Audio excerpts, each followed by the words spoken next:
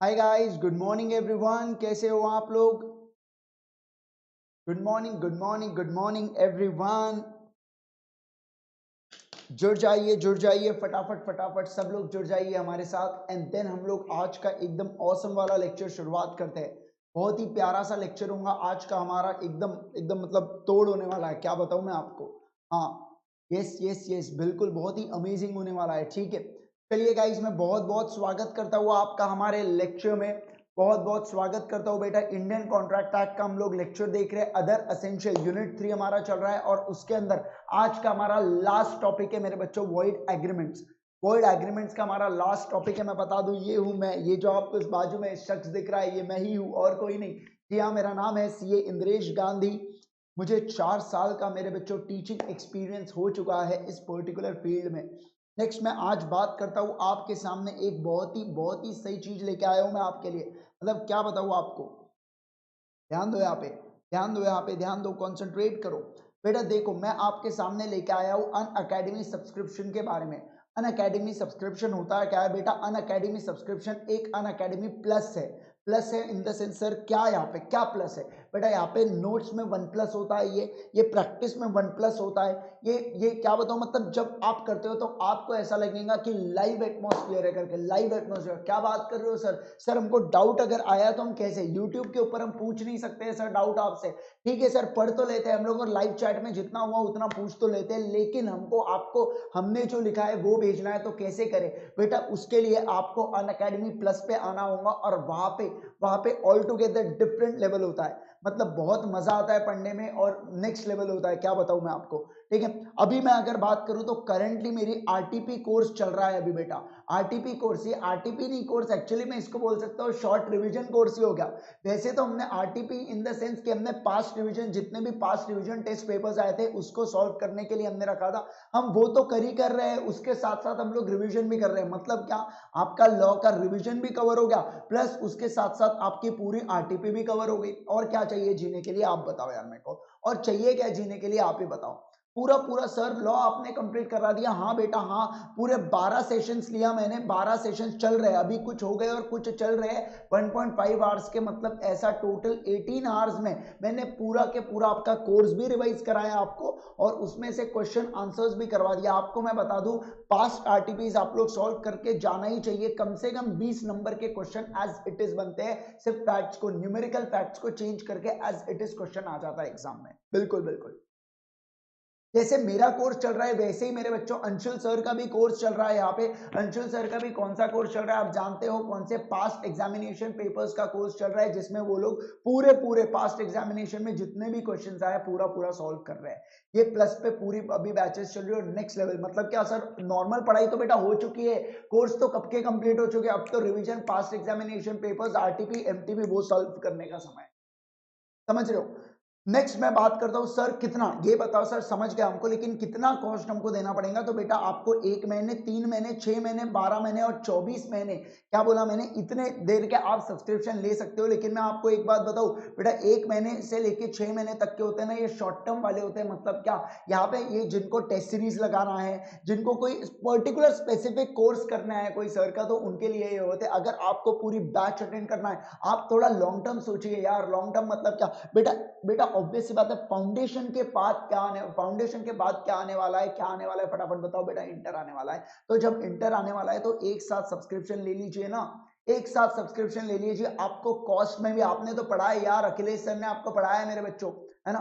Production बढ़ता है या प्रोडक्शन बढ़ता है तो कॉस्ट अपने आप कम होती है ना।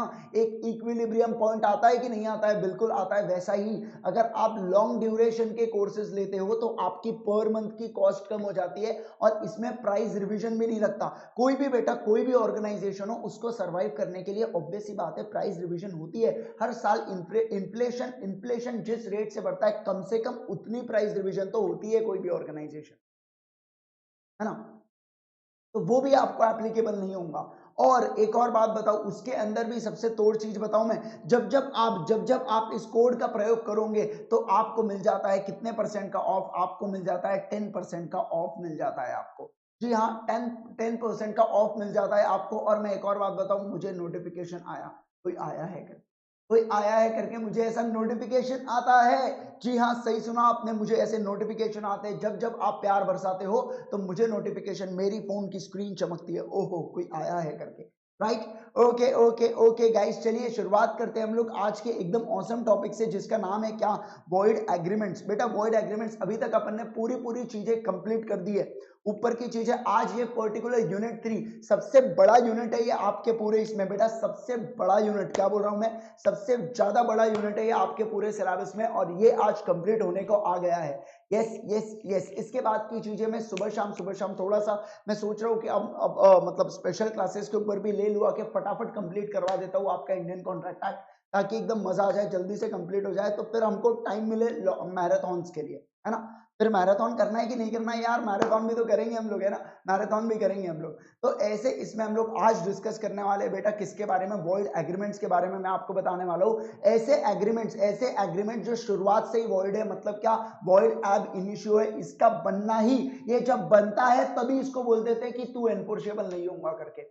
जब ये बनते हैं ना, अरे यार कोई आजकल आप देख, आजकल तो खैर नहीं होता, पहले ये बनते से ये सीए बनेगा, ये डॉक्टर बनेगा, ये इंजीनियर बनेगा करके, तो वैसे ही ये बनते से ये वॉइड बनेगा करके। वॉइड बनेगा क्या, ये वॉइड बन के ही पैदा हुआ है मेरे बच्चों, मतलब क्या, ये एनफोर्सेबल हो ही नहीं सकता, ये एनफोर्सेबल हो ही नहीं सकता, उसको बोला जाता है वॉइड। एक्सप्रेसली डिक्लेयर एक्ट, बेटा देखो एक्ट के अंदर ही लिख के रख दिया है कि आप 1 से लेके 11 कर्म करते हो, 1 से लेके 11 मेरे बच्चों कांड पीटते हो, तो आपको हम लोग क्या बोलेंगे, this is an void agreement, this is void एब इनिशियो, मतलब क्या शुरुआत से ही वॉइड है करके, मतलब क्या शुरुआत से ही वॉइड है करके। पहला कौन सा, मेड बाय इनकम्पिटेंट पार्टीज, क्या हम लोग पढ़ चुके हैं क्या, सेक्शन नंबर 11 पढ़ चुके हैं क्या, बिल्कुल सर। उसके बाद agreements made under the bilateral mistake of the act पढ़ चुके हैं क्या, बिल्कुल सर।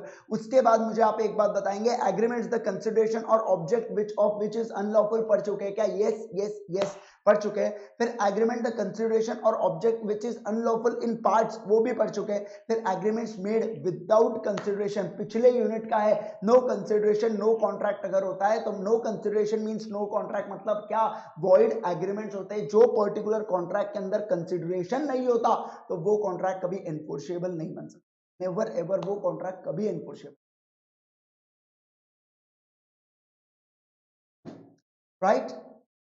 फिर अब हमको जो पढ़ना है अभी, वो हमको ये 6 से लेके 11th पॉइंट तक पढ़ना है, मतलब क्या, agreements and restraint of marriage हमको पढ़ना है, फिर agreements and restraint of trade हमको पढ़ना है, फिर agreements in restraint of legal proceedings, the agreement meaning of which is uncertain and wagering agreements and agreement to do impossible acts, ये सारी चीजें अपने को कवर करने का है अभी, आज कवर होने वाली है सारी के सारी चीज, राइट। चलिए सबसे पहले शुरुआत करते हैं, पहला पहला पॉइंट से, जो वर्ड होता है, मतलब क्या, agreement in restraint of marriage word होते हैं। क्या बोला मैंने, अगर आप किसी को शादी करने से रोकते हो फॉर अ गुड कंसिडरेशन, तो इट इज नॉट बाइंडिंग। आपको एग्जांपल दूंगा, कॉन्सेंट्रेट करेंगे स्क्रीन के ऊपर कॉन्सेंट्रेट करेंगे मेरे बच्चों। मैं आपको एक बात बताऊं क्या, ध्यान दो यहाँ पे, ध्यान दो।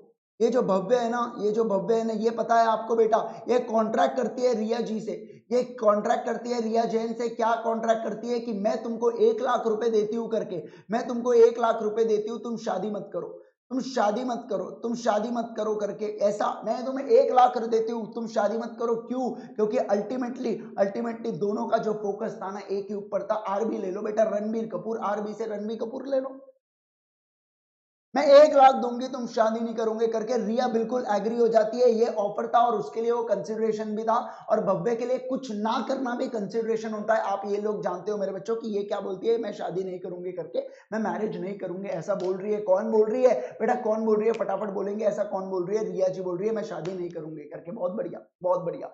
अब आपको मैं एक बात बताऊं क्या, एक महीना बीता नहीं और रिया जैन जी और रणबीर कपूर के कार्ड छप गए शादी के। क्या बताऊं मैं आपको, कार्ड छप गए रणबीर कपूर जी के साथ। हाँ, समझ रहे हो कि नहीं समझ रहे हो बच्चों। हाँ, तो ऐसे सिचुएशन में अब रिया जाती है, अब भव्य जाती है कोर्ट के पास, देखो ना जज साहब, इसने मेरे से पैसा भी ले लिया और हमारे बीच में कॉन्ट्रैक्ट हुआ था कि ये बंदी शादी नहीं करेंगी करके, फिर भी ये शादी कर रही है, बिल्कुल ऐसा कॉन्ट्रैक्ट हुआ। तो जज साहब बोलते हैं बेटा एक चीज सुनो, ये चीज है पर्सनल मैटर। किसी को शादी करना, किसी को नहीं करना, ये आपका पर्सनल मैटर है। अगर आप ये ऐसे आप किसी के ऊपर जोर जबरदस्ती नहीं कर सकते उसके पर्सनल रिलेशंस को लेके, तो ऐसे सिचुएशन में बोला जाता है कि ये एग्रीमेंट जो बनते हैं ना बेटा वॉइड बनते हैं। मतलब क्या, आप किसी को भी दुनिया में शादी करने से रोक नहीं सकते। तो समझ लो, किसी के भी साथ कॉन्ट्रैक्ट मत करना कि तू उससे शादी मत कर करके, ठीक है? समझ रहे हो कि नहीं समझ रहे हो? कोवर्जन कर देना एक बार का, लेकिन ये मत करना कोवर्जन में तो भी मेरे बच्चों क्या होगा, वॉइडेबल होगा कॉन्ट्रैक्ट। कहीं ना कहीं वो हो सकता है एक्सेप्ट भी हो जाए, लेकिन अगर आपने ऐसा कुछ किया तो पक्का पक्का पक्का पक्का ये कॉन्ट्रैक्ट क्या होने वाला है, वॉइड होने वाला है। एग्जाम में पूछते हैं क्या, कभी कभार पूछते हैं, लेकिन इस पे से एक क्वेश्चन हर एक एग्जाम में आता ही है वॉइड एग्रीमेंट्स के टॉपिक से। पक्का पक्का आता ही है वॉइड एग्रीमेंट्स के टॉपिक से, इसलिए सब लोग मस्त है कि कॉन्सेंट्रेट करना है ना। देखो, every agreement in restraint of marriage, every agreement in restraint of marriage of any other person other than minor, बेटा अदर देन माइनर क्यों लिखा है? क्योंकि माइनर के साथ जो कॉन्ट्रैक्ट होता है वो तो वैसे ही वॉइड होता है, वो वॉइड नहीं, वो तो इलीगल होता है। अगर आप माइनर के साथ शादी का कॉन्ट्रैक्ट करवाते हो तो वो तो इलीगल हो जाता है। तो ठीक है, illegal contracts are always void contracts, but void contracts are not always illegal. हम लोगों ने पढ़ा है, अगर आपको याद आ रहा होगा तो, है ना। Next is void. So if a person being a major agrees for a good consideration not to marry, the promise is not binding and is considered as void agreement. कितना इजी है? स्पेशल 26 मेरे बच्चों। Answer देखो यार, आपको section रखना कितना आसान हो जाएगा। 26 साल की उम्र में सब लोग शादी करते हैं। 26 साल की उम्र में सब लोग शादी करते हैं कि नहीं करते? बताओ मेरे को। मेरे तरफ मत देखो, मेरी एज किसने पूछा? कोई नहीं, मैं एकदम 18 साल का हूँ, अभी कोई नहीं पूछेगा, मैं 18 साल का हूँ, पहले ही बता रहा हूँ। हाँ, तो agreement in restraint of marriage 26 साल के इसमें हम लोग शादी करते हैं, तो ऐसे सिचुएशन के इसमें बोला जाता है agreement in restraint of marriage are void. आप किसी को शादी करने से रोक नहीं सकते, वो उसका जन्म सिद्ध अधिकार होता है, राइट?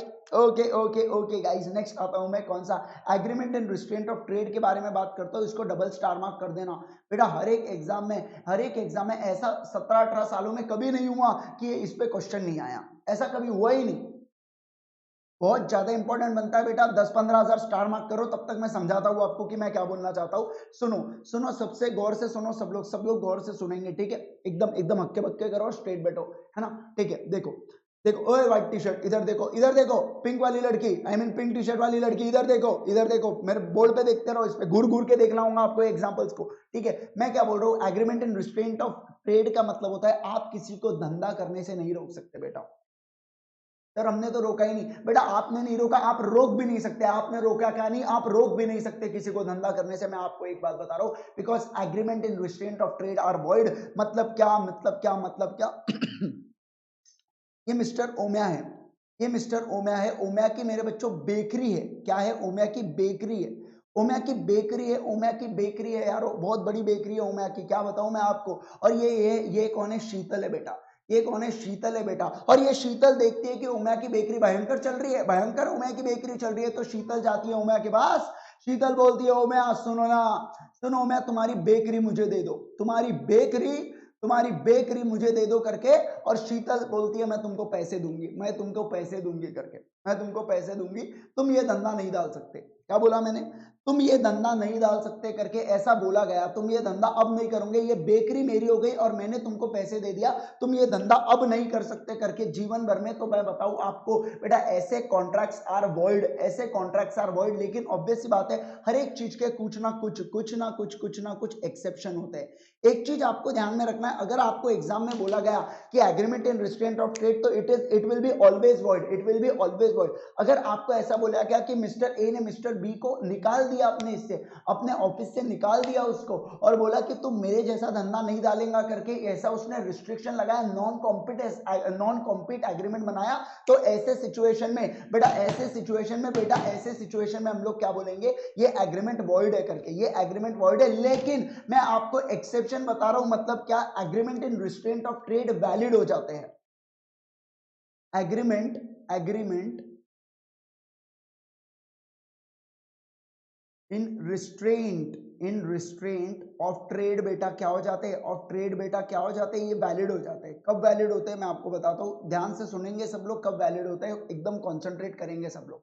मैं आपको बताऊं क्या, जब रीजनेबल रिस्ट्रिक्शन डाले जाते हैं, एक ही चीज है इसके अंदर, क्या? Reasonable restriction. जब आप लोग रीजनेबल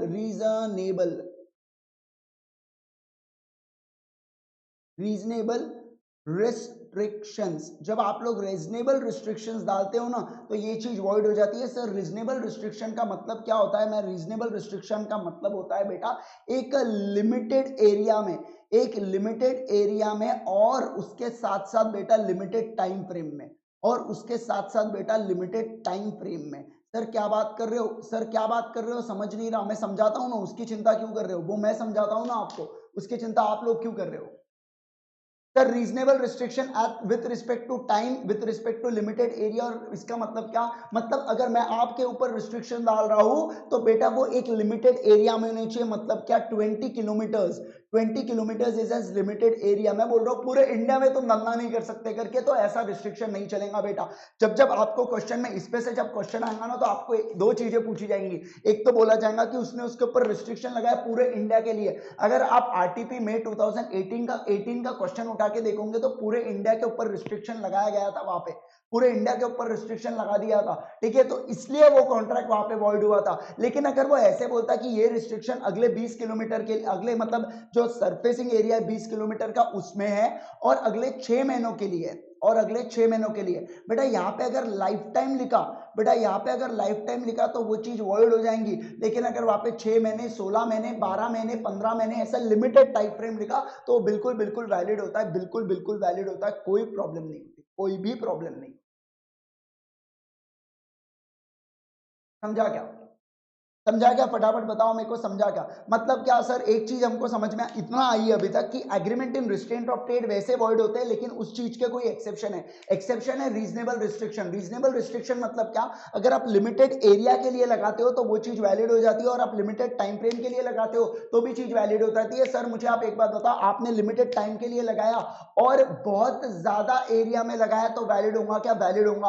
आपने कम एरिया में लगाया लेकिन अनलिमिटेड टाइम के लिए लगाया तो वैलिड होगा क्या? ये भी वैलिड होगा। बेटा दोनों में से कोई भी एक हो जाए तो वैलिड हो जाता है। एक चीज समझ लेना आप लोग, एक चीज समझ लेना कान खोल के। समझ रहे हो कि नहीं समझ रहे हो? Yes yes yes. Okay okay okay, चलिए रीड करता हूं। रीड करते वक्त हमारे साथ और चीजें भी आएंगी जो मैं डिस्कस करूंगा, जैसे पार्टनर से रिलेटेड आएगा, सेल ऑफ गुडविल से रिलेटेड आएगा, आप कब कब रिस्ट्रिक्शन लगा सकते हो, वो सारी चीजें हम लोग अभी पढ़ने वाले हैं। तो बिल्कुल आराम से पढ़ेंगे, रीड करेंगे, देन उसके बाद मैं आपको और समझाऊंगा। ठीक है? देखो, an agreement by which the person is restrained from exercising lawful position of the trade business of any kind to that extent is void. मतलब क्या? वो वैसे एग्रीमेंट्स क्या हो जाते हैं मेरे बच्चा? वैसे एग्रीमेंट्स वॉइड हो जाते हैं।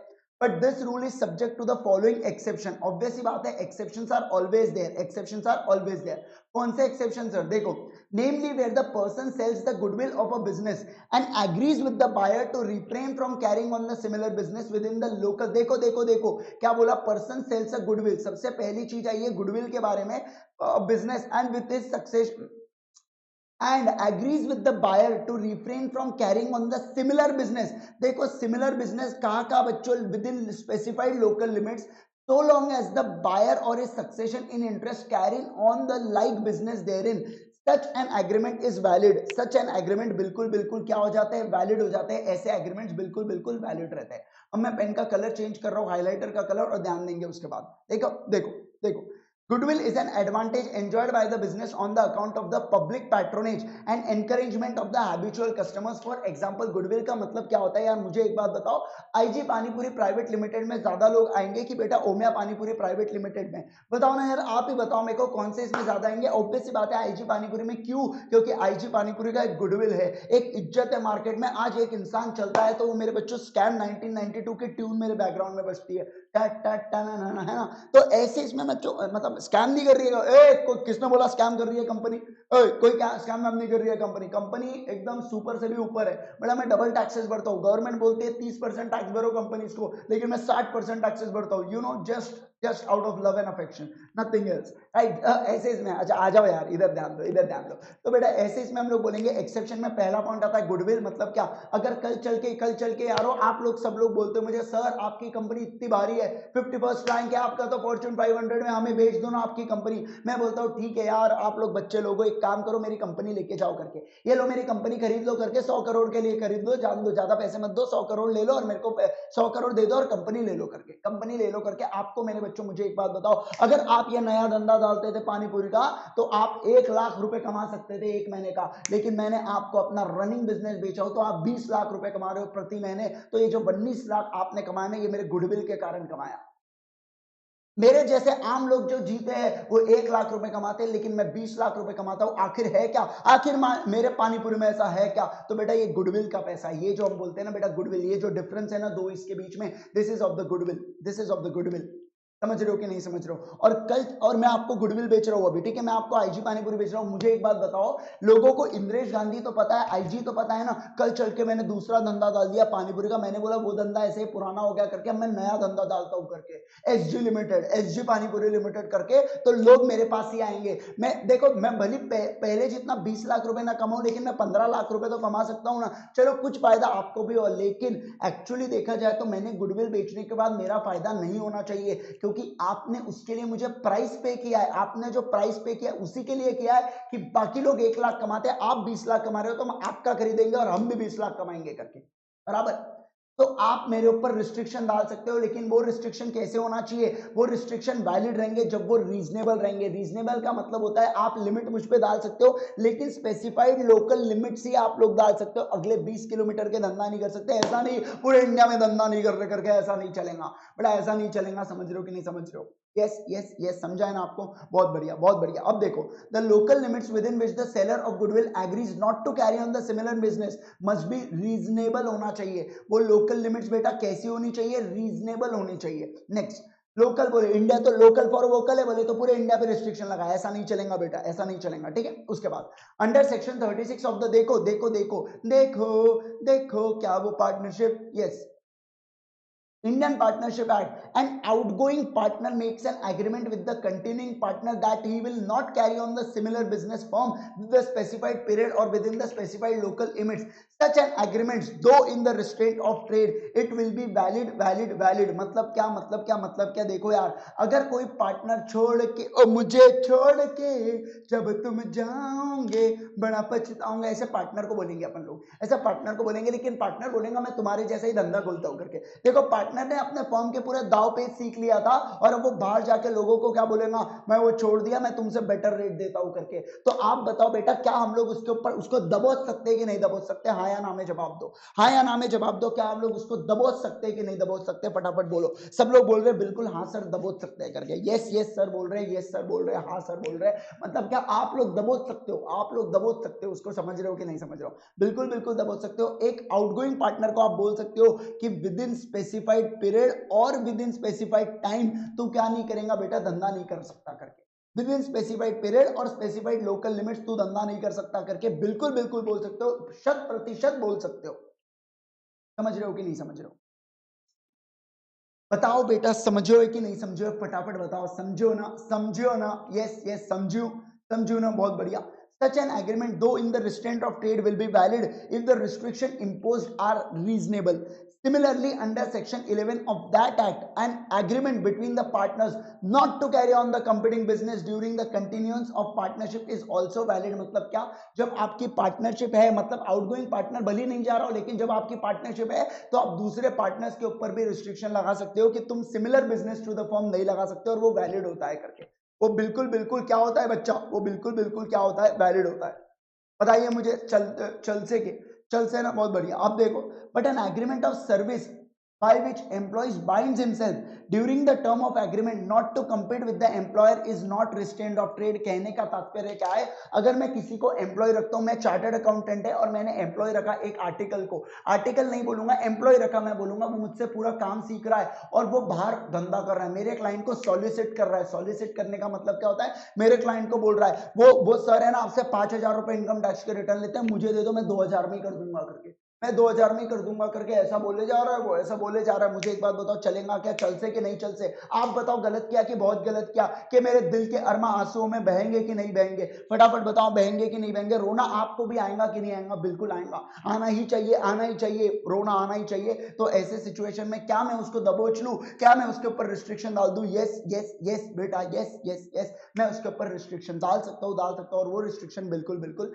वैलिड रहने वाले हैं, वैलिड रहने वाले हैं, वैलिड रहने वाले हैं, वैलिड रहने वाले हैं, राइट। चले आगे बढ़े क्या? बताओ मुझे, क्या मैं आगे बढ़ूं क्या? फटाफट बताओ। अब मैं नेक्स्ट क्वेश्चन पे आ रहा हूँ, आई मीन नेक्स्ट पॉइंट पे आ रहा हूँ यार, agreement and restraint of legal proceedings करके। बहुत ही औसम सा टॉपिक है ये तो, मतलब नेक्स्ट मुझे है ना ये टॉपिक पढ़ाते वक्त बहुत मजा आता है मुझे। मतलब क्यों क्यों बताओ क्या? क्योंकि पहली बात तो ये एग्जाम में पूछते हैं, ये पहला। और दूसरा है, इसको एग्जाम्पल इसके इतने सही बनते हैं, और ये एक्चुअल ऐसा मैं बोल सकता हूँ आपको कि कहाँ का अपने को लगता है कि लॉ यार कितना ब्यूटीफुली डिजाइन किया है। देखो यार, वो ऐसा भी बोल सकते थे, agreement in restraint of trade is world ऐसा बोल दिए होते तो आप सोचो कितने झगड़े हो जाते। बट तलवारें छिड़ जानी थी, पानीपत का युद्ध हो जाना था। समझ रहे हो कि नहीं समझ रहे हो? लेकिन फिर उन्होंने बोला कि अच्छा इंडियन पार्टनरशिप एक्ट को भी ले लो, घसीट लो यहाँ पे। अच्छा एम्प्लॉयर एम्प्लॉय है क्या, उसको भी घसीट लो यहाँ पे। और अगर आप गुडविल शेयर करते हो तो उसको भी घसीट लो यहाँ पे। कितना ब्यूटीफुली स्ट्रक्चर्ड होगा बेटा। 1870 इतना पुराना है, 19 सेंचुरी का लॉ है, 19 सेंचुरी का लॉ है। आप देखो कितना ब्यूटीफुली डिजाइंड है। देखा ब्रिटिश की पावर, ये है ब्रिटिश की पावर एक्चुअली बताऊं तो मैं। अपना अपने मोस्टली अपने जो एक्ट्स है ना वहीं से उठाए जाते हैं, बस इंडिया के हिसाब से कुछ कुछ चेंजेस कर दिए जाते हैं। कंपनीज एक्ट 2013 तो एज इट इज है रे, मतलब आपके बोले हु की चू नहीं हुई है उसके अंदर, तो ऐसा इतना भयंकर कॉपी पेस्ट।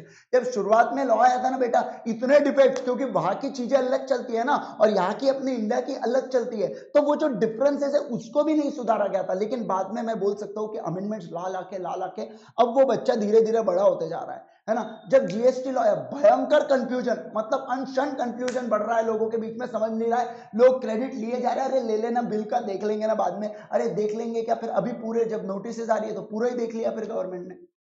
तो जीएसटी बहुत हड़बड़ी में आया था, 1/7/2017 को जीएसटी आया था। मतलब सब प्रोफेशनल यही सोच रहे थे, एक तो लाना है तो शुरुआत से लाओ फाइनेंशियल ईयर के, या बाद से लाओ। ये बीच का कौन सा होता है यार, ये कौन सा 9 महीने उधर जा रहे, 3 महीने उधर जा रहे, ऐसा नहीं होना चाहिए था। बट ठीक है, अब वो लॉ इस पोजीशन पे आ चुका है कि अब वो धीरे धीरे सेटल हो गया in the mind of tax payers. एक प्रकार से अच्छा भी हुआ कि यार चलो, जो चीज दम दमादम में हो जाती है तो हो जाती है, वो उसके बाद नहीं होती वो चीजें। अगर वो सोचते कि मैं अगले साल से लाऊंगा तो वो अगले साल में और अड़चने लाते कोई ना कोई, है ना। होता है यार, होता है। तो ठीक है, उन्होंने भी कुछ सोच के ही लाया होगा, मैं ऐसा नहीं कोस नहीं रहा हूं मैं किसी को, मैं बस बोल रहा हूँ कि ऐसा हो सकता था कि वो शुरुआत से आए या बात किया, और कुछ रिलैक्सेशन डिजर्व करते हैं। ये चीज तो बेटा होनी चाहिए कि वो पर्टिकुलर पीरियड का रिलैक्सेशन डिजर्व करते हैं जो पर्टिकुलर इसमें आता है ना लॉ। वो ऑब्वियस सी बात है, लॉ को समझने के लिए टाइम लगता है यार। लॉ को एक प्रोफेशनल भी अगर है तो उसको भी तो समझने के लिए टाइम लगता है ना, वो भी तो आखिर इंसान ही है ना। तो उसको भी, या आप क्लासेस, आप नहीं तो गवर्नमेंट एज ए गवर्नमेंट आपने क्लासेस कराओ, आप अवेयरनेस फैलाओ जीएसटी के बारे में, वो करना चाहिए फिर आपने। चलिए मैं टॉपिक पे आता हूँ, ध्यान देंगे। Agreement in restraint of legal proceedings की अगर मैं बात करूं आपके साथ, तो एग्रीमेंट इन लीगल प्रोसीडिंग का मतलब होता है कि आप किसी को भी रोक नहीं सकते न्याय पाने से। मतलब क्या, आप किसी के साथ ऐसा कॉन्ट्रैक्ट नहीं कर सकते कि तो कोर्ट में नहीं जाएगा करके। मतलब क्या, सुनो बात से, सुनो गौर से, सुनो गौर से।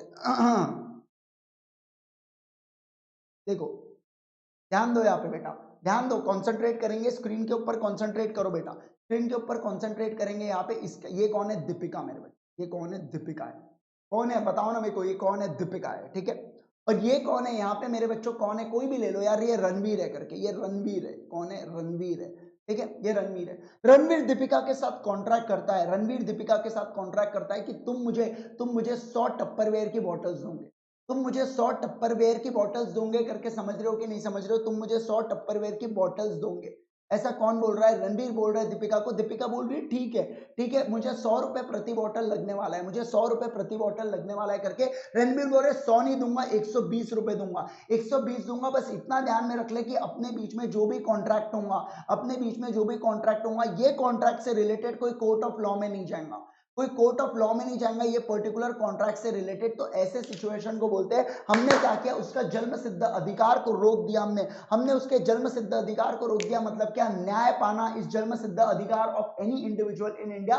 तो हमने उसके वो बेसिक राइट को हम किसी को रोक नहीं सकते, कोर्ट में जाने से हम किसी को रोक नहीं सकते, बिल्कुल बिल्कुल नहीं रोक सकते। लेकिन एक एक्सेप्शन इस चीज का भी है कि बेटा आर्बिट्रेशन का अगर आप एग्रीमेंट करते हो, आर्बिट्रेशन का मतलब आप लोगों को पता है क्या क्या होता है करके। आर्बिट्रेशन का मतलब पता है आप लोगों को क्या होता है? फटाफट बताओ मुझे। आर्बिट्रेशन का मतलब मैं बताता हूँ, सुनो सुनो बात को। ए और बी के बीच में अगर झगड़ा हो जाए, ए और बी के बीच में अगर झगड़ा हो जाए तो विदाउट कोर्ट ऑफ लॉ, क्योंकि कोर्ट ऑफ लॉ में क्या तो तारीख पे तारीख आखिर कब तक जज साहब, आखिर कब तक, तो वो सब चीजें हो जाएंगी। तो बेटा ऐसे सिचुएशन में, मैं बताऊं क्या ये लोग आपस में डिसाइड कर सकते हैं कि कोर्ट में ना जाते हुए अपन एक ऐसे व्यक्ति के पास जाएंगे जो दुनिया का सबसे सच्चा और भला इंसान होगा। इंद्रेश सर जैसा इंसान होना चाहिए, सच्चा और भला और सच्चाई की राह पे चलने वाला, किसी के साथ मोह नहीं माया नहीं। तो ऐसा इंसान अगर हो और ऐसा इंसान अगर न्याय करे तो आप ही सोचो मैं न्याय कैसा करूंगा? बिल्कुल निष्पक्ष न्याय करूंगा। निष्पक्ष न्याय का मतलब होता है विदाउट एनी मैलिसियस मोटिव मैं न्याय कर सकता हूं। जैसे रतन टाटा सर अगर वो न्याय दे मेरे बच्चों, तो मुझे आप एक बात बताओ ना, मुझे आप एक बात बताओ बेटा, न्याय होगा कि निष्पक्ष न्याय होगा कि नहीं होगा? बिल्कुल बिल्कुल होगा। जैसे इंद्रेश गांधी सर, बेटा निष्पक्ष होगा कि नहीं होगा? आप बताओ मुझे, होगा कि नहीं होगा? बिल्कुल होगा। होगा कि नहीं होगा? बिल्कुल होगा, बिल्कुल होगा। तो ये होता है आर्बिट्रेशन का क्लॉज। आप आर्बिट्रेशन में देखो, आपने ऐसा एग्रीमेंट किया कि ठीक है हम कोर्ट ऑफ लॉ में नहीं जाएंगे लेकिन हम आर्बिट्रेशन के पास जाएंगे, तो ये चीज चल जाएंगी बेटा, ये चीज चल जाएंगी, समझो बात को, ये चीज बिल्कुल बिल्कुल चल जाएंगी। एक दो कंडीशन है आर्बिट्रेशन में, क्या कि वो जो एग्रीमेंट है ना, आर्बिट्रेशन का जो भी है ना बेटा, आर्बिट्रेशन का जो भी है ना, वो कॉन्ट्रैक्ट कैसा होना चाहिए? राइटिंग में होना चाहिए। वो आर्बिट्रेशन का कैसा होना चाहिए? राइटिंग में होना चाहिए। एक चीज ध्यान में रखना, it must be in writing. Arbitration का जो भी है ना अमाउंट अवॉर्डेड इन आर्बिट्रेशन को बिल्कुल बिल्कुल आप कर सकते हो, लेकिन वो राइटिंग में होना चाहिए। आइए एक बार पढ़ते हैं section number 28। An agreement in restraint of the legal proceedings is one by which party thereto is restricted from absolutely from enforcing his rights under the contract। बेटा कॉन्ट्रैक्ट की खूबी ही तो है एनफोर्सेबल करके, याद है क्या आपको? एग्रीमेंट प्लस एनफोर्सेबिलिटी का तड़का बनाता है कॉन्ट्रैक्ट, और आप उसमें से वो तड़के को ही निकाल रहे हो तो दाल पीने में क्या मजा आएगा यार? बेटा दाल तड़के के साथ ही अच्छी लगती है, तो वैसे ही कॉन्ट्रैक्ट हमेशा एनफोर्सेबिलिटी के साथ ही अच्छा लगता है। आपने वो एनफोर्सेबिलिटी ले लिया तो मजा रह गया क्या उसके अंदर? बेटा वो मजा नहीं रह गया, वो डर नहीं रह गया पार्टी के बीच में। पार्टी तो मस्त ब्रीच पे ब्रीच करे जाएंगी, क्योंकि वो जानते हैं कि ये चीज तो कभी मुझसे एनफोर्सेबल ही नहीं होंगी, तो वो चीज जानते हैं, इसलिए वो क्या करेंगे? दनादन ब्रीच करेंगे कॉन्ट्रैक्ट को, है ना? चले देखो, restricted absolutely from enforcing his rights under a contract, though a court of which abridges the usual period of starting legal proceedings. A contract of this nature is void, a contract of this nature is void, a contract of this nature is void। ठीक है, next देखो, however certain exceptions to the above rule, a contract by which the parties agree to any dispute between them in respect of the subject shall be referred to the arbitration, and that only the amount awarded in such arbitration shall be recoverable is a valid contract। बिल्कुल बिल्कुल, मैंने पहले ही कहा कि arbitration का अगर आप करते हो कॉन्ट्रैक्ट तो बेटा वो वैलिड हो जाता है। अदरवाइज वो वैलिड होता है क्या? नहीं होता है। अदरवाइज वो वैलिड होता है क्या? नहीं होता है। नेक्स्ट बहुत ही सिंपल है, क्या? Agreements the meaning of which is uncertain, agreements the meaning of which is uncertain, it is a very simple point. क्या बोलते हैं कि आप कोई भी ऐसा एग्रीमेंट नहीं करोगे जिसमें अनसर्टेनिटी का एलिमेंट हो, वो एग्रीमेंट वॉइड हो जाता है। आपको याद है क्या बेटा ऑयल वाला एग्जांपल? बेटा कौन सा ऑयल तुम्हें, आपको बालों में लगाने का ऑयल, खाने का ऑयल, पीने का ऑयल, कौन सा ऑयल, गाड़ी में डालने का ऑयल? अरे बताओ तो बेटा, ये एग्रीमेंट्स अनसर्टन होते हैं, तो वैसे एग्रीमेंट्स को क्या बोला जाता है? वॉइड बोला जाता है बेटा। वैसे एग्रीमेंट्स को क्या बोला जाता है? वॉइड बोला जाता है। देखो यार अपना लास्ट 2 पेजेस है, लास्ट 2 पेजेस बचे हुए हैं अपने। यस यस यस, उसके बाद अपना पूरा कंप्लीट हो जाएगा मेरे यारो, अपना पूरा कंप्लीट हो जाएगा। क्या ये पर्टिकुलर जो चैप्टर है ना पूरा कंप्लीट हो जाएगा। ठीक है, समझ रहे हो कि नहीं समझ रहे हो? यस, एक्साइटेड रहो यार, मजा आने वाला है। बस खत्म हो गया, बस खत्म हो गया, खुद को संभाल लो थोड़ी देर, right?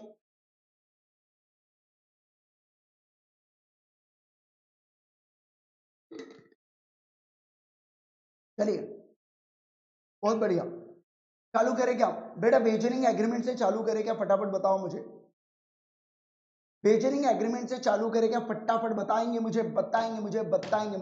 Yes yes yes, wagering agreement का मतलब क्या होता है बेटा? वेजरिंग एग्रीमेंट का मतलब होता है सट्टा लगाना। क्या लगाना? सट्टा लगाना। आपने कॉन्ट्रैक्ट किया कि आईपीएल में, आपने कॉन्ट्रैक्ट किया कि आईपीएल में आरसीबी जीतेंगी, अगर आरसीबी जीती तो तुम मुझे 1.5 करोड़ रुपए दोगे करके, और आरसीबी हारी तो मैं तुमको 1.5 करोड़ रुपए दूंगा करके, तो ये कॉन्ट्रैक्ट एनफोर्सेबल नहीं होते। ये कॉन्ट्रैक्ट एनफोर्सेबल मतलब कल चल के अगर वो बाहू ने पैसे नहीं दिए तो बेटा ये कॉन्ट्रैक्ट एनफोर्सेबल नहीं माना जाएगा, and it will not be valid. Not be valid मतलब not, it can not be enforceable in a court of law. It just can not be enforceable in a court of law. मेरा कहने का ये मतलब है, समझ रहे हो क्या? वेजरिंग एग्रीमेंट की एक खास बात यह होती है कि इसमें हमेशा पैसा या पैसे जैसा कुछ सिमिलर आइटम, बेटा आरसीबी जीती तो 1.5 करोड़ रुपए देना, या आरसीबी जीती तो 10 किलो सोना देना, मैं अगर ऐसे कॉन्ट्रैक्ट करो, या मतलब मनी या मनीज वर्थ अगर मैं देने का कॉन्ट्रैक्ट हो रहा है ये पर्टिकुलर इसमें, तो बेटा उसको बोला जाता है वेजरिंग एग्रीमेंट। वेजरिंग एग्रीमेंट हमेशा हमेशा अनसर्टन इवेंट पे किया जाता है। अनसर्टन इवेंट मतलब ऐसा इवेंट जो किसी के ऊपर डिपेंडेंट नहीं होता। मतलब क्या, आप फ्लिप करते हो कॉइन को और उसमें हेड्स भी आ सकता है, टेल्स भी आ सकता है, तो this is an uncertain event. बेटा बारिश होंगी कि नहीं होंगी, अनसर्टन इवेंट। बेटा और मैं क्या बताऊं, बेटा आरसीबी जीतेंगी कि नहीं जीतेंगी, अनसर्टन इवेंट। अनसर्टन इवेंट का मतलब होता है इसका होना या इसका ना होना, दोनों के चांसेस 50-50% है। बेटा वो शिप आ भी सकती है, वो शिप डूब भी सकती है, तो इसका चांसेस भी 50-50% है। समझ रहे हो क्या? हर चीज की अनसर्टेनिटी है, हर चीज की अनसर्टेनिटी है यारो। एग्जाम में पास होने की अनसर्टेनिटी, एग्जाम में अभी तो आजकल तो एग्जाम में अपियर होने की भी अनसर्टेनिटी आ गई है ना? दिस इज अनसर्टेनिटी यार, दिस इज अनसर्टेनिटी। और क्या बोलेंगे हम लोग, और क्या बोलेंगे हम लोग? तो जब जब आप कोई ऐसा एग्रीमेंट करते हो जिसमें आप पैसा, आपको वो पर्टिकुलर कॉन्ट्रैक्ट से कोई लेना देना नहीं बेटा। आरसीबी मैच जीते हारे मेरे को उससे लेना देना नहीं है, मेरे को विराट कोहली के परफॉर्मेंस से लेना देना नहीं है, मेरे को लेना देना है मेरे पैसे से। अगर आरसीबी जीत गई ना तो मेरे को पैसा आएगा बेटा। मतलब क्या, मैं वो पर्टिकुलर कॉन्ट्रैक्ट में इंटरेस्टेड नहीं हूं। फॉर एग्जाम्पल अगर बारिश हो रही है बेटा, बारिश हो रही है तो एक फार्मर इंटरेस्टेड पार्टी हो जाता है वो अनसर्टेन इवेंट में, लेकिन एक मेरे जैसा चार्टर्ड अकाउंटेंट बेटा क्या बारिश में ये होगा, क्या इंटरेस्ट होगा, क्या नहीं होगा, मैं नाचू आज छम छम वो नहीं होगा, मैं इंटरेस्टेड थोड़ी हुआ वो चीज में भी, मैं फिर भी इंटरेस्टेड थोड़ी हुआ। अनसर्टेन इवेंट का मतलब मैं वही बोल रहा हूं कि अनसर्टेन इवेंट एक ऐसा इवेंट होता है जिसमें पार्टियों का इंटरेस्ट तक नहीं होता, लेकिन बस इसलिए कर लेते हैं क्योंकि उसमें होने के नया ना होने के चांसेस है, और उनका मोह एक ही चीज से, पैसा। उनका मोह एक ही चीज से, पैसा या पैसे जैसा कुछ, पैसा या पैसे जैसा कुछ, पैसा या पैसे जैसा कुछ। देखो, an agreement by way of wager is void, an agreement by way of wager is void, this is an agreement involving, देखो सुनो सुनो, agreement some involving payment of a sum of money upon determination of an uncertain event. The essence of the wager is that each side should stand to win or lose depending on the way an uncertain event takes place, in reference to which the chance is taken and the occurrence of which is neither of the parties has legitimate interest। मतलब क्या, अपने को कोई लेना देना नहीं है occurrence of the event से। बेटा जहाज आए कि जहाज ना आए मेरे को कोई लेना देना नहीं है, समझो बेटा। देखो देखो, मैं सुनो बात को बेटा, वेजरिंग एग्रीमेंट्स और कंटिंजेंट एग्रीमेंट्स में फर्क होता है बेटा। कंटिंजेंट एग्रीमेंट्स क्या होता है, आप इंटरेस्टेड पार्टी बन जाते हो। जैसे शिप में आपका गुड्स आ रहा है बच्चों, शिप में आपका गुड्स आ रहा है तो आप इंटरेस्टेड पार्टी हो गए, दैट इज एन कंटिंजेंट चीज। लेकिन एक चीज समझो, वेजरिंग में आपको शिप के आने जाने से कोई लेना देना नहीं, आपको फर्क नहीं पड़ता उससे, आपको फर्क केवल एक चीज से पड़ता है कि मेरे को पैसा कितना आएगा, मेरे को पैसा कितना आएगा, आपको उससे फर्क पड़ता है। दोनों में डिफरेंस समझिए, भावनाओं को समझिए, आप क्रोनोलॉजी समझिए आप। चलिए देखो, A agrees to pay 50,000 to B if it rains and B promises to pay like amount to A if it does not rain. The agreement will be by way of wager, क्योंकि money worth है उसमें। Event में कोई interest है क्या, event में interest नहीं है, और इवेंट भी कैसा है, अनसर्टन है। तो बिल्कुल बिल्कुल बिल्कुल बिल्कुल बिल्कुल बिल्कुल ये क्या हो गया बेटा, ये वेजरिंग एग्रीमेंट हो गया। एसेंशियल्स ऑफ वेजर देखेंगे, देखो there must be promise to pay, a मनीज worth होना चाहिए, इट मस्ट बी कंडीशनल होना चाहिए, अनसर्टेनिटी ऑफ इवेंट होना चाहिए, और दोनों पार्टीज में जीतने जीतने या लूज होने के चांसेस होना चाहिए। उसके बाद There must be a common intention to bet at the time of such, मतलब common intention क्या होना चाहिए, पैसा पाना करके, पैसा पाना common intention है। जैसे मैंने बोला बेटा 1.5 करोड़ रुपए, जो मैंने आपको बात नहीं किया क्या, वो इसके बाद क्या है, parties should have no interest in the event except for the stake, मतलब 1.5 करोड़ के मोह के अलावा, 1.5 करोड़ के मोह के अलावा कोई इंटरेस्ट नहीं है। अब मुझे आप एक बात बताओ, अगर ऐसा बोला कि फार्मर बोल रहा है आपको, फार्मर आपको बोल रहा है कि मैं तुमको 1 लाख रुपए दूंगा करके, अगर आज बारिश हो गई तो आप बोलो ये वेजरिंग एग्रीमेंट हुआ क्या, ये वेजरिंग एग्रीमेंट नहीं हुआ, क्योंकि ऑब्वियस सी बात है बारिश होंगी तो फसल फसल फसल उगेंगी, तो देन उसका इंटरेस्ट आ गया, यहाँ पे फार्मर का इंटरेस्ट आ गया वो पर्टिकुलर अनसर्टन इवेंट में। तो ऐसे इसमें हम लोग ये बिल्कुल बिल्कुल नहीं बोल सकते, क्या हम लोग बिल्कुल बिल्कुल नहीं बोल सकते कि ये क्या हो गया, ये वेजरिंग हुआ करके, हम बिल्कुल बिल्कुल ऐसा नहीं बोल सकते। मैं ऐसा,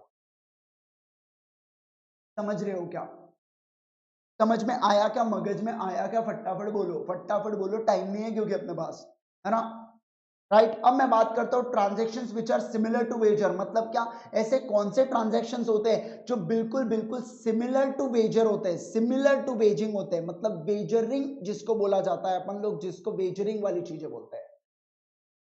सबसे पहले लॉटरी ट्रांजैक्शन, सबसे पहले लॉटरी ट्रांजैक्शन बेटा देखो, a lottery is a game of chance and not a skill or knowledge where the prime motive of the participant is gambling. The transaction amounts to wager. Even if the lottery is sanctioned by the government of India, it is an wagering transaction. The only effect of such transaction is that the person responsible for running lottery will not be punished under Indian penal code. Lotteries are illegal and even collateral transaction to it are tainted with illegality करके। मैं आपको एक बात बताऊं क्या बेटा, देखो ये अब आप बोलोगे सर अगर ये ट्रांजैक्शन इलीगल है, मतलब ये ट्रांजैक्शन अगर वेजरिंग हुए तो ये वॉइड हो गए, तो फिर लोग करते क्यों है, लोगों को पैसा मिलता है। बेटा देखो यार, वॉइड का मतलब होता है एनफोर्सेबल नहीं होना, वॉइड का ये मतलब नहीं होता है कि आप पनिश किए जाओगे करके। देखो उन्होंने, अगर आप यहाँ पे गौर से देखोगे तो उन्होंने पनिशमेंट वाला क्लॉज हटा दिया बेटा, पनिशमेंट वाला मतलब क्या, उसको इलीगैलिटी का चीज हटा दिया। हाँ वॉइड, कल चल के आपको पैसा नहीं मिला तो आप कोर्ट ऑफ लॉ में नहीं जा सकते, जज साहब मेरे को पैसा नहीं मिला करके आप ऐसा नहीं कर सकते, वो एनफोर्सेबल नहीं होते। लेकिन एक चीज ध्यान रखो, ऐसा हो ही नहीं सकता आपको पैसा नहीं मिले, क्योंकि एक बार भी अगर आपको पैसा नहीं मिला बेटा हो हल्ला हो जाएगा, और अगली बार जो गवर्नमेंट का रेवेन्यू है वो मार खा जाएगा, उसके ऊपर इतने सारे डिपेंडेंट जॉब्स है वो मार खा जाएगा। कभी कभार कोई एग्रीमेंट भले ही वॉइड हो जाए लेकिन लोग उसको परफॉर्म कर डालते हैं, लोग उसको परफॉर्म कर डालते हैं, क्यों, खुद की इज्जत बचाने के लिए, बस और कुछ नहीं।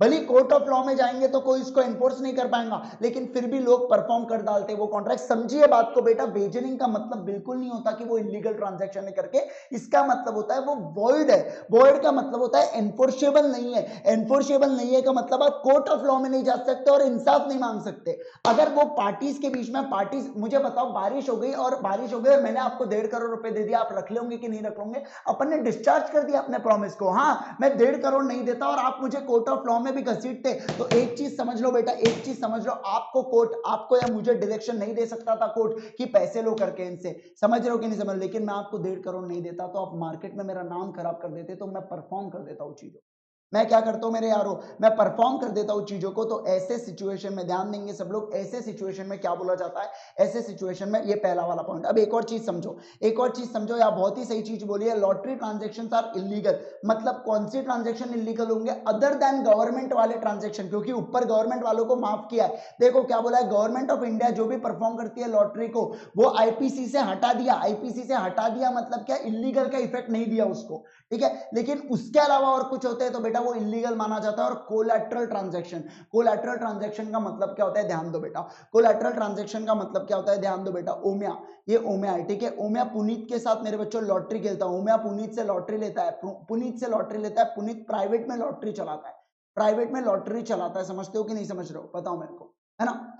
तो ओमिया के पास पैसे नहीं थे लॉटरी के लिए, तो वो मेरे से पैसे लेता है बेटा, वो मेरे से पैसे लेता है। एक चीज समझो, अब उसने वो पैसा यहाँ पे लगा दिया, वो लॉटरी जीत भी गया लेकिन वो इसको पैसा नहीं दे रहा, वो इसको पैसा नहीं दे रहा। तो एक चीज समझो, ये जो ट्रांजैक्शन है ये तो इलीगल हुआ ही हुआ बेटा, ये तो इलीगल हुआ ही हुआ, लेकिन उसके साथ वाला जो कोलैटरल ट्रांजैक्शन है ना बेटा, हमारा ट्रांजैक्शन, वो भी इलीगल हो गया। मतलब क्या, मैंने जो ओमिया को पैसे दिया मैं वो भी नहीं मांग सकता, मैं वो भी नहीं, क्योंकि मैं जानता था और मैं मानता था कि ओमिया लॉटरी में लगा रहा है। हाँ, अगर मुझे उस चीज का नॉलेज नहीं होता तो मैं बिल्कुल बिल्कुल बोल सकता था जज साहब मुझे तो पता ही नहीं था ये इंसान क्या करने वाला है करके, मुझे मेरा पैसा दिला दीजिए, तो जज साहब मुझे मेरा पैसा दिला देते थे। लेकिन अगर मैं जानता था और मानता था कि ओम्या अगर लॉटरी में पैसा लगा रहा है वो भी इलीगल वाले, तो इलीगल ट्रांजैक्शन से रिलेटेड जो भी कोलैटरल ट्रांजैक्शन होते हैं, कोलैटरल ट्रांजैक्शन मतलब पैरेलल ट्रांजैक्शन जो किए जाते हैं इलीगल ट्रांजैक्शन को फुलफिल करने के लिए, वो भी वॉइड हो जाते हैं।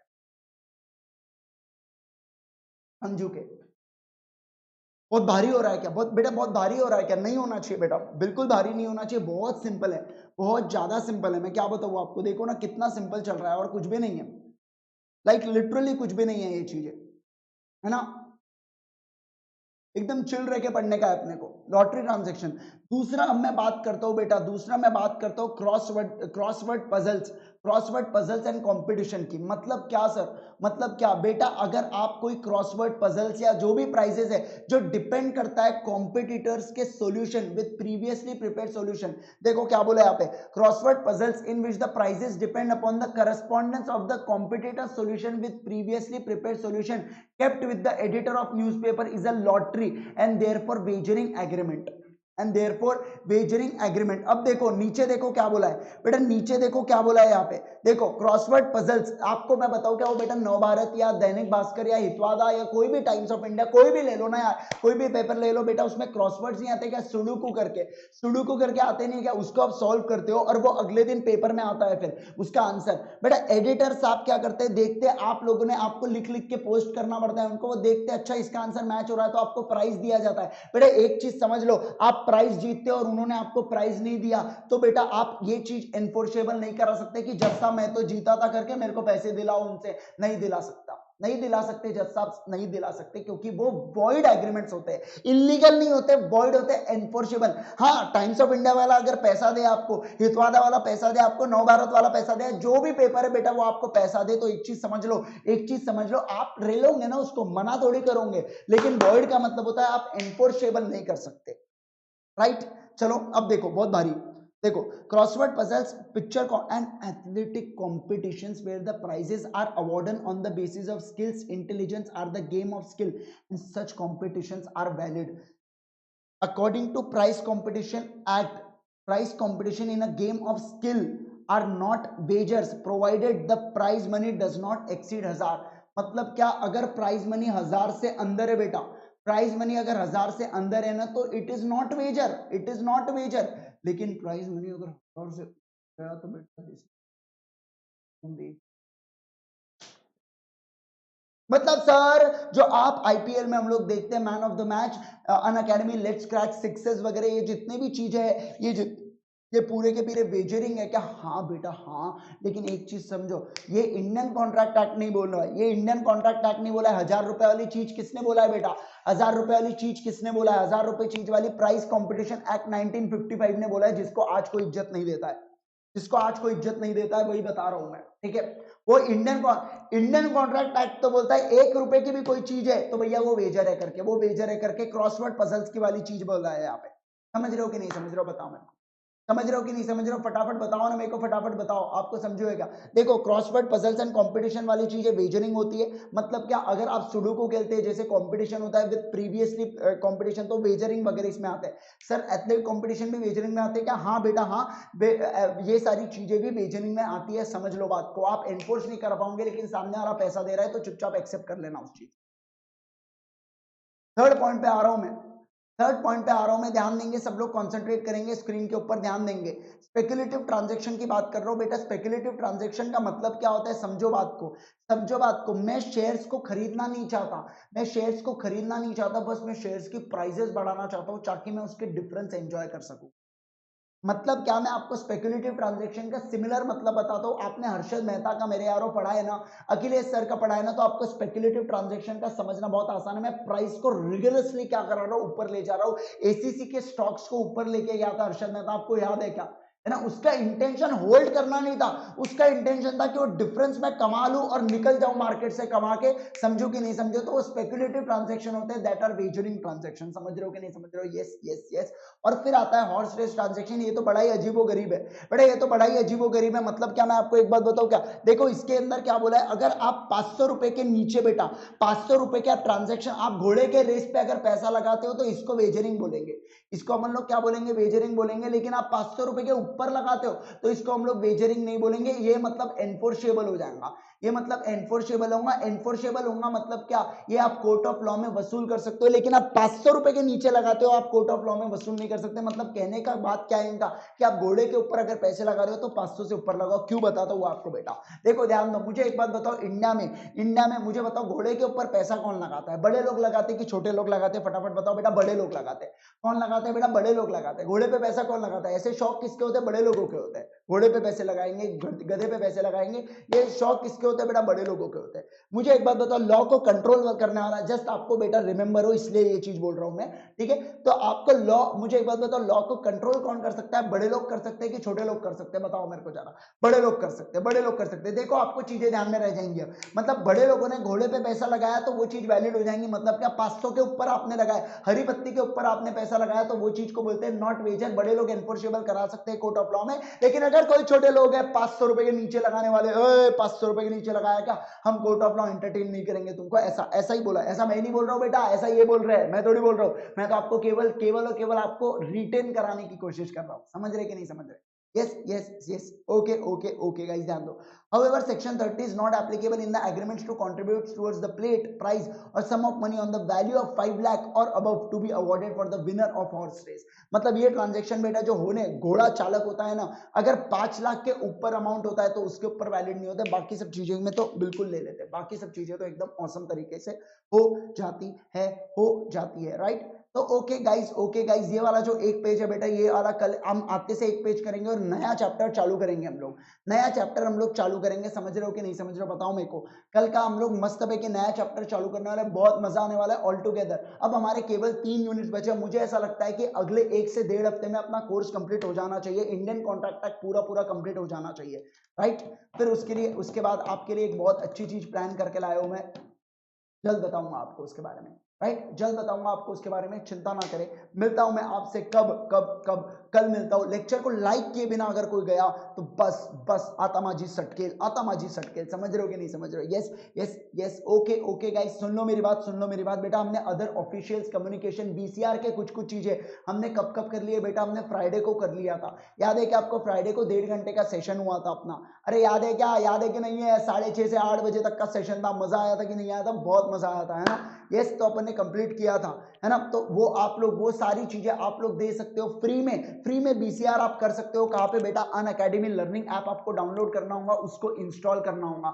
जैसे ही आप इंस्टॉल करते हो तो सीए फाउंडेशन इंटरमीडिएट को डबल क्लिक करोगे तो ऊपर एक सर्च टैब आ जाएगा, उसमें सर्च करना इंद्रेश गांधी को, ये बंदा आपके सामने हासिल हो जाएगा, ये बंदा हाजिर होने के बाद आप मुझे फॉलो कर लीजिएगा वहां पे, तो जब जब मैं आऊंगा ऑनलाइन क्लासेस लेने के लिए आपको मैसेज आएगा, इंद्रेश सर आ गए, आता क्या, आता क्या करके आपको मैसेज आएगा, समझ रहे हो कि नहीं समझ रहे हो, यस यस यस, मैसेज आएगा, yes we have that infrastructure कि हम आपको लेके आते, आपको आना नहीं पड़ता, हम आपको लाते हैं, राइट, ओके। फिर मैं आपको बता देता हूं बेटा अन अकेडमी प्लस के बारे में।